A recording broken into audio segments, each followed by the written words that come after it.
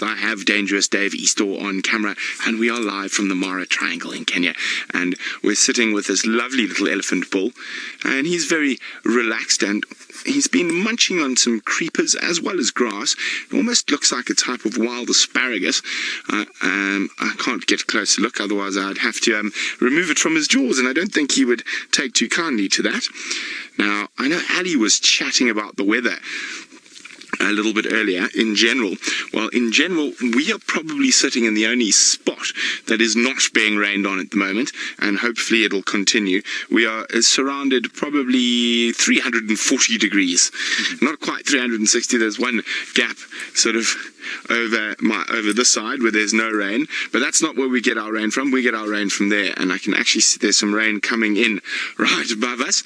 Hopefully it stays away for the duration of this afternoon safari. Now, of course, if you want to ask us questions, you can do that by using the hashtag SafariLive, just like Alessandra has done. Alessandra would like to know, why does an elephant have a trunk? Well, Alessandra, it's sort of, why do we have an opposable thumb? It is a tool. They've evolved this tool to enable them to feed much more easily.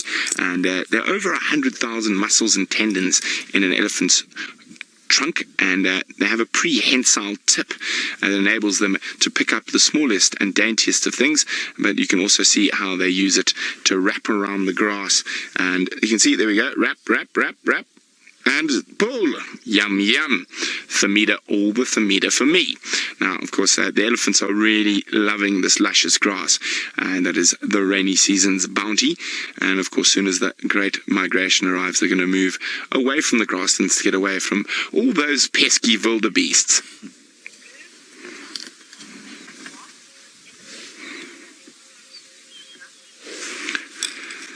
Garciram would like to know, why is an elephant grey?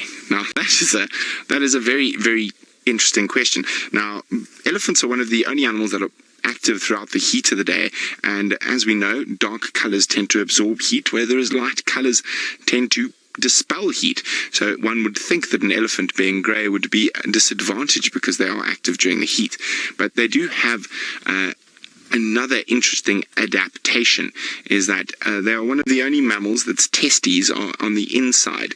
So most mammals' testes are on the outside, and that's to control temperature of the semen in terms of being able to breed. Now, if we have a look at an elephant, so let me just put my finger in here. There we go, Ed. I'm getting used to this monitor. There we go. And elephant's testes are right there, right above, just below that sort of arcing bone in its back. And that's one of the reasons that the dark color isn't such an issue for them, is that they don't need to control that the temperature of their testes. Also, their ears, they've got those wonderful big ears that can have up to 8 liters of blood in them at one time, and as they flap, you can see those large blood vessels behind the ears. They are able to cool down that blood, and therefore cool down their body temperature. And so that is one of the reasons. But the grey colour, they actually evolved from marine mammals, and you probably find with those other adaptations they haven't had to change colour since coming out of the ocean. Hello, Sarah. Sarah would like to know, how heavy is an elephant? Well, he's not too big a bull. I'd say he probably weighs about 3,500 to 4,000 kilograms. A really big adult elephant bull can weigh up to about 7,000 kilograms, 7 tons. Average weight on a female is about 3,000. So they are very heavy, the heaviest land mammal in the world. Now, we've also got some giraffe across the open plains of the Mara. You see them there, Dave? I see them. Here we go, a tipple skirchy, well, a Masai giraffe. Oh, and we can see, is that our camp in the background? It is too. It is, huh? Yes, there we go. That's our camp in the background up there. That's where we're all going to live. That's final control in the front. And you can see our tents off to the right and the kitchen off way to the left. But now back to the giraffe, Dave. Yes. So there we go. These are Masai giraffes, so they're slightly different from the giraffe that we would get down in the Kruger Park and in Djuma. They have a slightly different pattern on their bodies. and they are very beautiful. And at the moment, look, there we go, that's quite interesting. You see the one on the left, it always looks like the giraffe here are eating grass, even though we know they don't eat grass, they eat leaves. Now, but it often looks like they're eating grass because they're feeding off small bushes, various different types that grow in the long grass. I heard some knocking behind me. Did you hear that, Dave? Yes. Duck, duck, duck, duck, duck. I'll see if it happens again. There we go. Oh, and there's some buffalo way in the distance. Behind the giraffe, way in the distance. Oh, I think... Where are my binoculars? Let us see where this knocking is coming from, David. Let's. Oh dear, I've got caught my monitor on my binocular strap. There we go, that's all sorted. I think it is coming from this dead tree behind you, David. I'm hoping there's a woodpecker there, because woodpeckers are really interesting birds. Okay, I'm looking with my binoculars because I think that's where the sound's coming from. There are a few dead trees there, and I'm hoping it's going to be... But I can't see him now. He's done a disappearing act. Naughty woodpecker. No, vanished. Well, let's see what else is out on this open plain.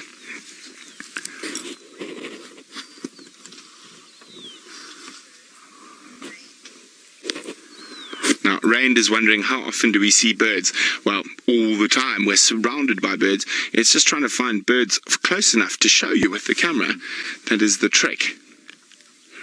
I'm just trying to see. Normally there should be an ashy tit or two on top of these little termite mounds in the grassland, but I'm not seeing any at the moment. Of course, when we want to see a bird... Oh, Dave spotted some. Well done, Dave. Oh, we have a fork-tailed dronga and a lesser blue-eared starling.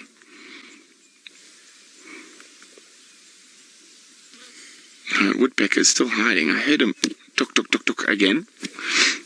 And I'm pretty sure if we... Oh, what other birds are around? Now, Quentin is wondering, what is the biggest bird we have? Oh, Quentin, the biggest bird, ooh, let's think about this now. One of the biggest birds, I think the biggest bird we get here is going to be an ostrich, of course.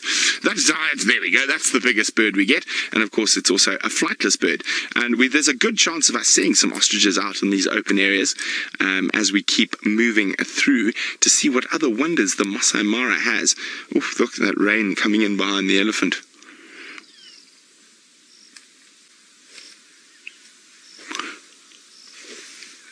Now, we've got quite a long way still to go today.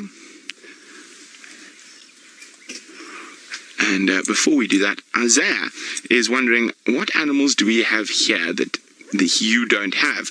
Well, Isaiah, I'm not sure where you're from, so I can't really answer that question unless I know that, so maybe Final Control can help me out with that.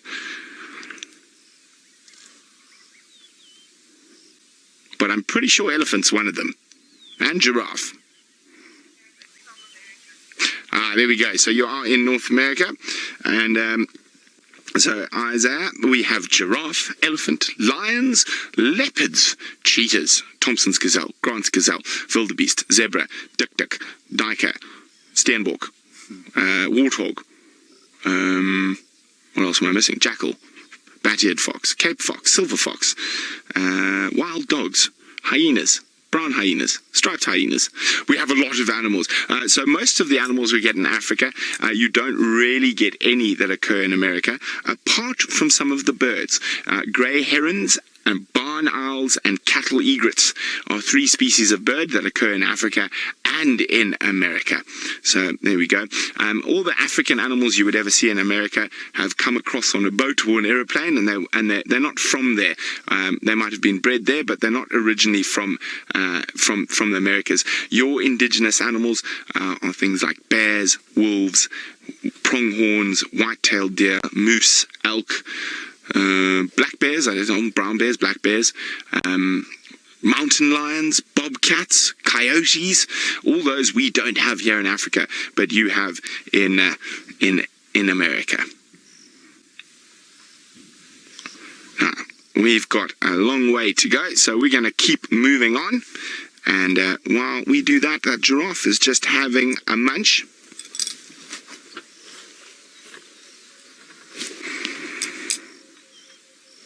So Johnson's wondering, why do giraffes have black tongues? Well, it's because they have increased melanin in their tongue, and what that does is when they're feeding, it stops their tongue getting sunburnt. So melanin is a darkening, a darker pigment in the skin. So when you look at a giraffe, like, where's a giraffe there for us, Darby? There we go. You see the dark patches in the giraffe skin, and it has more melanin in, so that is what creates that darkening, and then the lighter skin has less, but the tongue has a lot because it's almost black to protect it from the sun. Okay, now we are going to keep moving. We've got a long way to go, and while we do that, let's go across to Taylor, who's driving around 2,500 miles from us in South Africa. So, which one are we on? The furthest to the right there, yes, okay. So then, there's the next female in between. What's up? Hi. I saw your video on YouTube. Ah, well, we're actually live now. We're live right now. That's awesome. Well, welcome, enjoy it. Yeah. Yes. Safari Live. So there we go, we've got some people joining us in this sighting, and we are live with the Angama Pride from the Mara Triangle in Kenya. Did you spot any rhino? Not yet, no. So there we go. So some of them look quite hungry, although they are quite difficult to see because they are quite far off and they are lying down at the moment. Remember, hashtag Safari Live if you've got any questions for us. It'd be great to hear from you. Now, I'm pretty sure these girls have left their cubs in the lugga. The lugga is like a stream or a dry riverbed. Well, it's not so dry at the moment, but they've left the cubs probably about 1.5 kilometers from here, and they've moved off probably to get some rest from the cubs, and also to maybe go find a meal or two.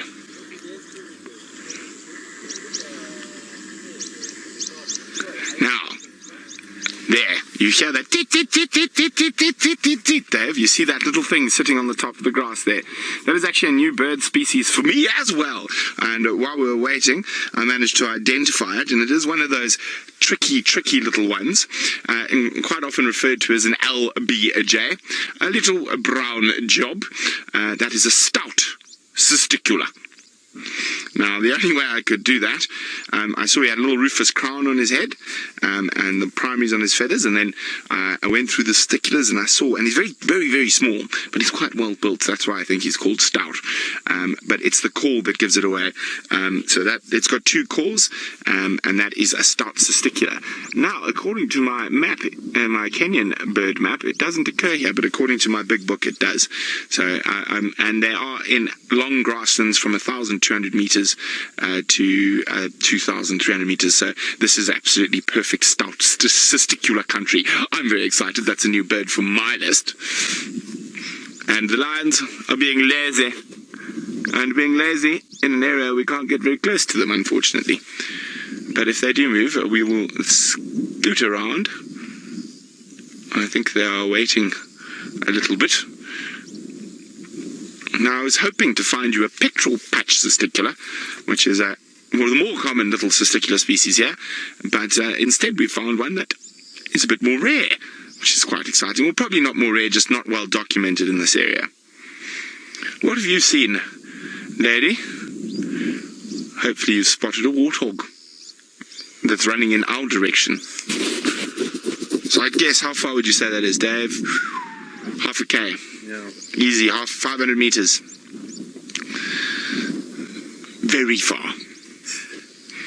And if you get any wobbles, it's because of me and my ADD, and Dave has zoomed as far as he can. And of course, in my excitement at seeing a stout cysticula, I might have bumped the car a little bit.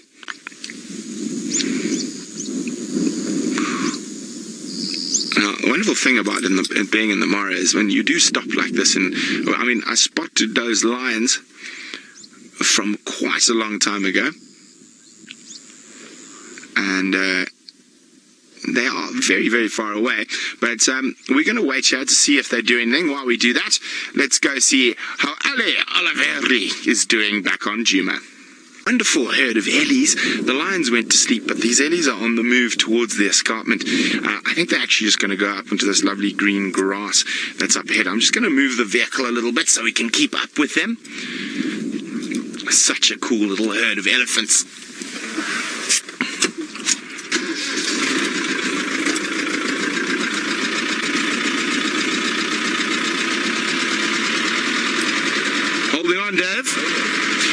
Hashtag Safari Live if you'd like to ask us any questions. We're coming to you live from the Masai Mara in Kenya. And I'm just going to have to swing around, Dave. Hold on everyone. Hi. We're getting there. The Ellies were walking quite fast.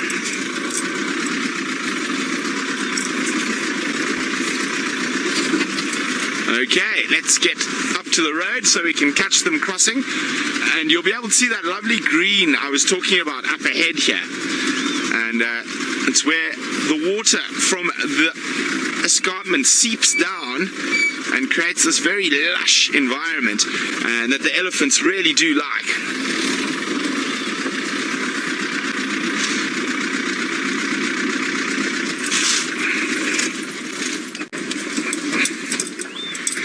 Here we go. Hi guys. Oh, I'm popping out of my turret. Sorry if my shoulder or other part of my body gets in the way. There we go. There's baby getting up. Oh, look at the little ones trying to climb up. There we go. Well done.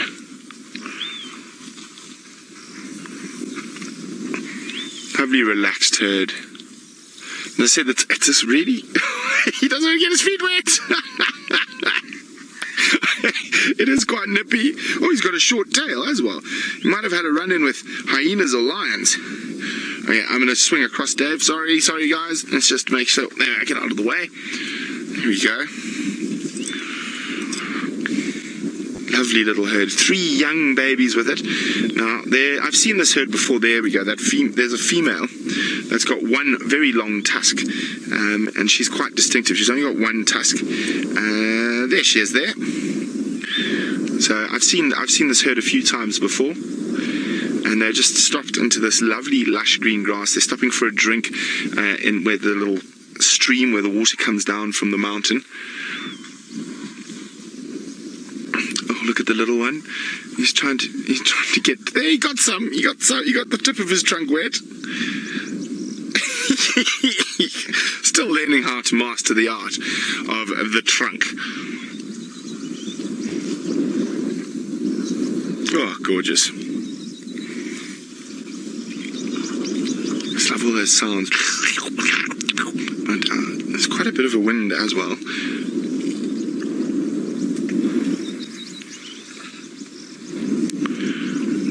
Here's that single-tusked elephant I was talking about a bit earlier.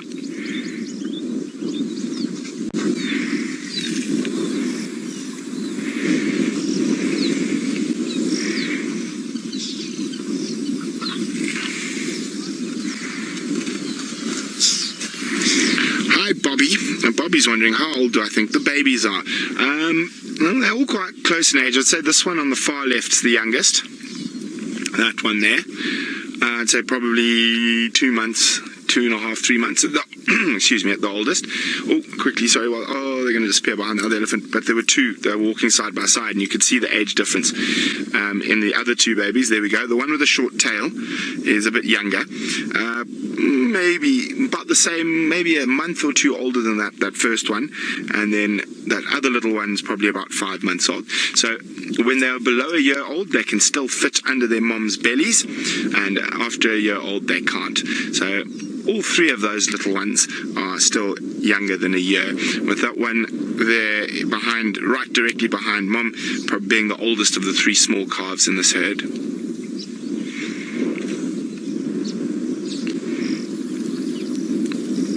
Here's a little one. Oh, it's a brave little one. But, of course, lots of protection close at hand with the herd around. Little girl.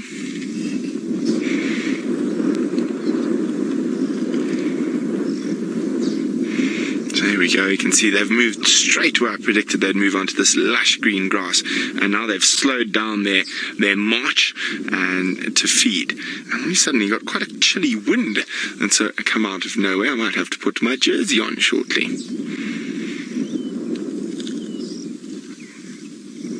Here's a little one playing King of the Termitaria. And it's old Stompy with a little short tail. And it's actually, now that we've noticed, it's got a little short tail, and it looks to be a little girl.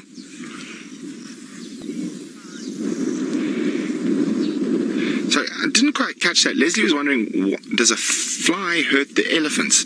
I think it must be a tsetse fly. The tse fly. I think it must be a tsetse fly that we're talking about.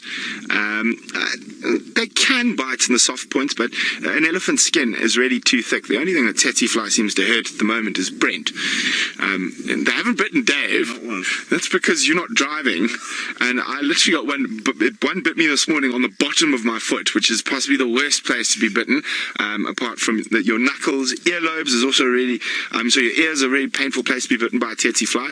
But I've only had 4 bites in a month, so I wouldn't call this bad tsetse country. I've been to bad tsetse country where you get 4 bites in less than a second. Yes, no, they're not nice. Dave was running around trying to hit one with a water bottle earlier today inside the car. Dave is quite paranoid. I can't wait for the day he gets bitten and I can cackle at him. It's going to happen. I'm going to take you down south to the Tanzanian border where there are lots of tsetse flies tomorrow. But isn't this just the most peaceful scene? And how they've got onto this nutrient-rich grass, they've stopped. And they're taking advantage of a lovely late evening snack.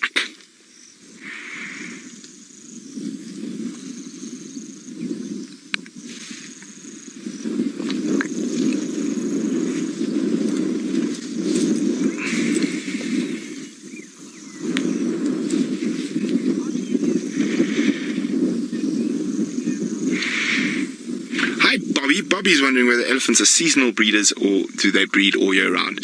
They have the ability to breed all year round. Now, it also really depends on where you are in Africa, and the females' estrus cycles and the males' must cycles. So you will find that there will be sort of a peak, and it can change with seasons and rainfall and all that type of stuff, to when the most females are in estrus, you'll have the most males in must, but other than that, they breed throughout the year. I'm just trying to see if there's anything else beyond them up on the hill. I'm just going to get my far lookers. Now, for those of you who know Afrikaans or Dutch, the word for a pair of binoculars is a far looker, a verkyker. So I'm going to look in my far lookers to see what I can see up on the hill. So there we go. Far lookers are very important when you are in the Mara, because quite often you are looking at vast distances. So most important thing you grab when you go on safari in the morning is your far lookers. And I just see there's quite a nice herd of zebra up there, Dave. You see them? Towards the base. Yeah. No, a little bit lower. They've come down from the mountain, come a little bit to the right. There we go. See, I wouldn't have seen them if I didn't have far lookers.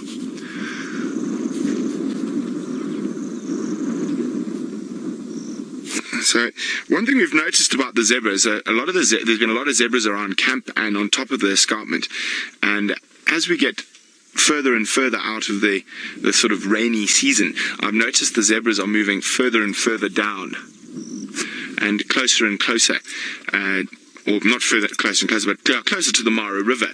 Now, of course, you have zebras that will migrate with the great migration of wildebeest, and you have other zebras that are resident. But it seems that during the wet season, they spend a lot more time up on the escarpment, and are only now really slowly coming down to the base and to the valley around the Mara River. And you get those very lazy buffaloes. The very lazy one. Next to the shepherd's tree. Look at that. There's a very lazy buffalo. Look at that, fast asleep, that one buffalo there. Now, he's just fast asleep, but it sounds like Taylor's found something that is going to be asleep for a very long time. Let's go find out what. Hyena den below Angama, and we've been trying to figure out where it is, and I think I now have a clue. Now, that's quite far away. I didn't think it was right up in the gully because, I don't know, every time it rains, the hyenas would get wet. So I was quite convinced it's down in this lower forest section. And these are the hyenas that come up and raid camp on a nightly basis and make lots of lovely noise during the night. We can hear them whooping, cackling, and chasing each other about. So there's Angama, right on the top there. There we go, you can just see the deck of North Camp. Isn't that gorgeous? Stunning. And so quite exciting. I'm definitely going to have to keep an eye on this spot. I think there might be a den down there, but we're not going to off-road there yet. I don't think we can actually get there. I think there's quite a big river in the way, but it would be a really good place for the hyenas to have a den. There's a mound that looks like it's got some holes on the other side, but that's a really fun way, and well, for me, a very important way while we try to figure out the animals of the Mara to spot that hyena resting right there. Now, of course, until our other vehicles arrive and now we can stay out a bit later, we are now going to shoot up the hill and homeward bound. And